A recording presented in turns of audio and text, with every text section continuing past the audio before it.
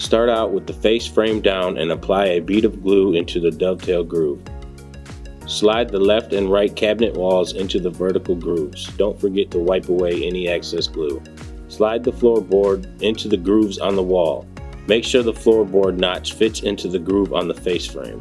Take your L brackets and attach them to the inside of the back wall using pre-existing holes on the cabinet.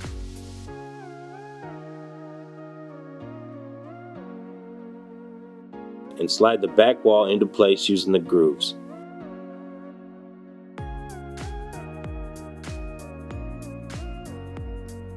Slide the floorboard into the grooves on the wall. Make sure the floorboard notch fits into the groove on the face frame. Locate the small and large toe kicks. Slide them into place using the dovetail. The large toe kick should be placed at the front of the cabinet and the small toe kick should be placed at the back. Now place one metal clip at each corner of the cabinet underneath the floorboard. These will be used to join the toe kicks to the sides of the cabinet.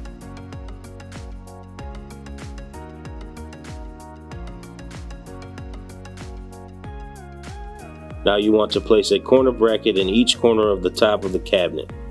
Make sure they are near the top of the cabinet. These will join the face frame and the back wall together with the side walls of your cabinet.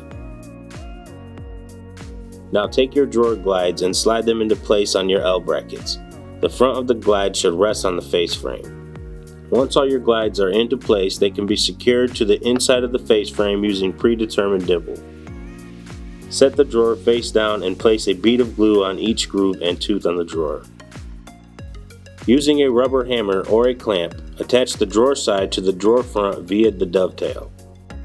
Now slide the floorboard of your drawer into place using the exposed grooves on the inside of the drawer.